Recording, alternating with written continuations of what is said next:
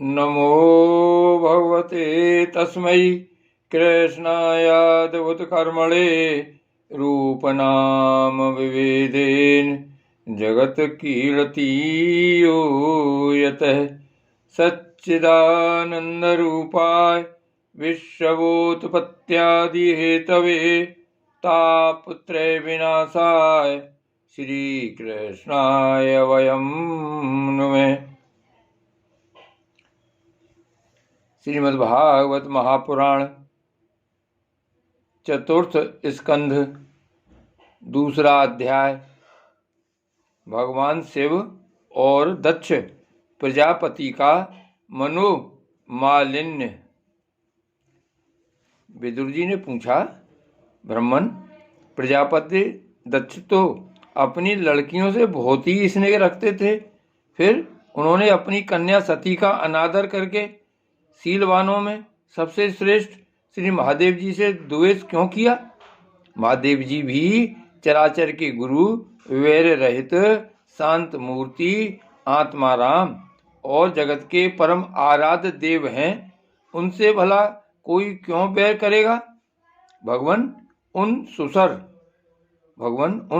ससुर और दामाद में इतना द्वेष कैसे हो गया, जिसके कारण सती ने अपने दुस्तज्य प्राणों तक की बलि दे दी? यह आप मुझसे कहिए। श्री मैत्री जी ने कहा, विदुर जी, पहले एक बार प्रजापतियों के यज्ञ में सब बड़े बड़े ऋषि, देवता, मुनि और अग्नि आदि अपने अपने अनुयायियों के सहित एकत्रित हुए थे। उसी समय प्रजापति दक्ष ने भी उस सभा में प्रवेश किया। वे अपने तेज से सूर्य के समान प्रकाशमान थे और उस विशाल सभा भवन का अंधकार दूर किए देते थे। उन्हें आया देख ब्रह्मा जी और महादेव जी के अतिरिक्त अग्नि पर्यंत सभी सभासद उनके तेज से प्रभावित होकर अपने अपने आसनों से उठकर खड़े हो गए। इस प्रकार समस्त सभासदों से भलीभांति सम्मान प्राप्त करके तेजस्वी दक्ष जगत पिता ब्रह्मा जी को प्रणाम कर उनकी आज्ञा से अपने आसन पर बैठ गए। परंतु महादेव जी को पहले से ही बैठा देख तथा उनसे अभ्युत्थान आदि के रूप में कुछ भी आदर न पाकर दक्ष उनका यह व्यवहार सहन न कर सके। उन्होंने उनकी ओर टेढ़ी नजर से इस प्रकार देखा मानो उन्हें वे क्रोधाग्नि से जला डालेंगे। फिर कहने लगे, देवता और अग्नियों के सहित समस्त ब्रह्म ऋषिगण मेरी बात सुने। मैं ना समझी या द्वेषवश नहीं कहता, बल्कि शिष्टाचार की बात कहता हूँ। यह निर्लज्ज महादेव समस्त लोकपालों की पवित्र कीर्ति को धूल में मिला रहा है। देखिए, इस घमंडी ने सत्पुरुषों के आचरण को लांछित एवं मटियामेट कर दिया है।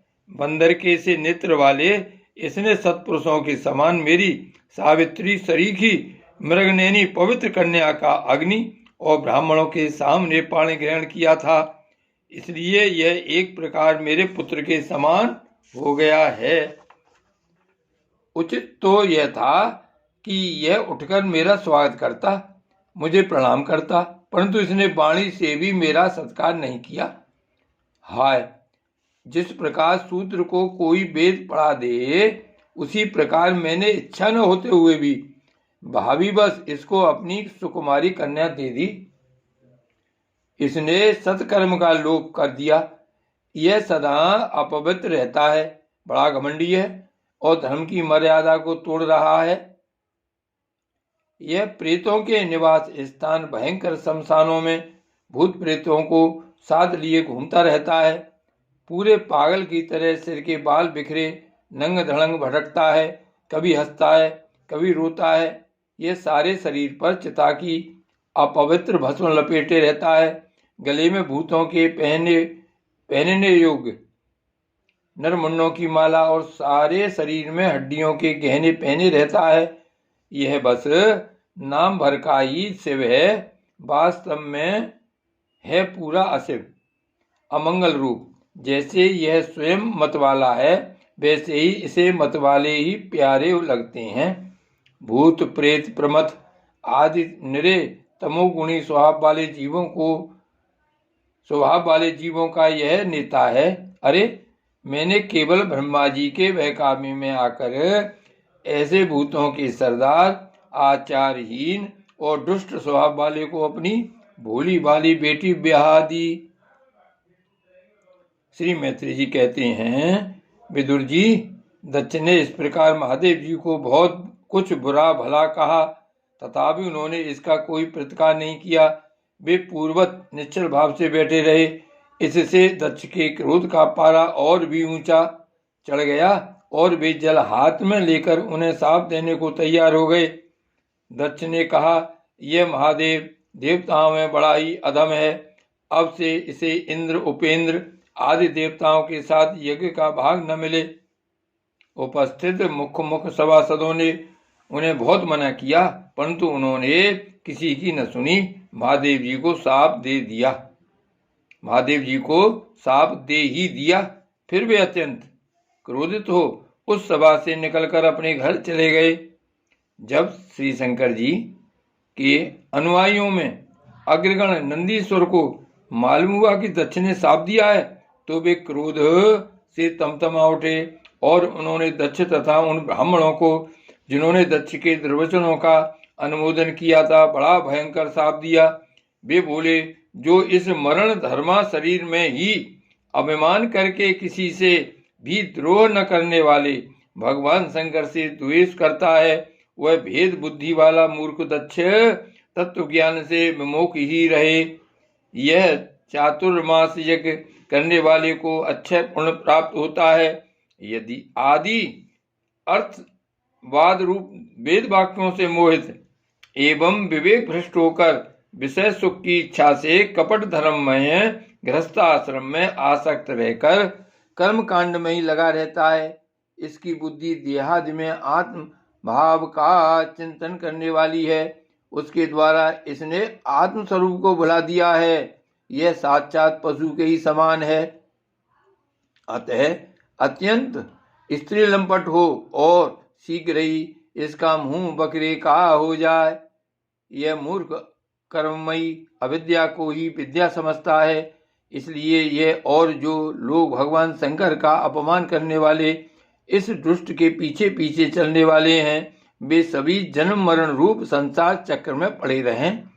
वेदवाणी रूप लता फल श्रुति रूप पुष्पों से सुशोभित है, उसके कर्म फल रूप मनोमोहक गंध से इनके चित्त क्षुब्ध हो रहे हैं। इससे ये शंकर द्रोही कर्मों के जाल में ही फंसे रहें। ये ब्राह्मण लोग भक्ष्यावच्य के विचार को छोड़कर केवल पेट पालने के लिए ही विद्या, तप और व्रत आदि का आश्रय ले तथा धन, शरीर और इंद्रियों के सुख को ही सुख मानकर उन्हीं के गुलाम बनकर दुनिया में भीख मांगते भटका करें।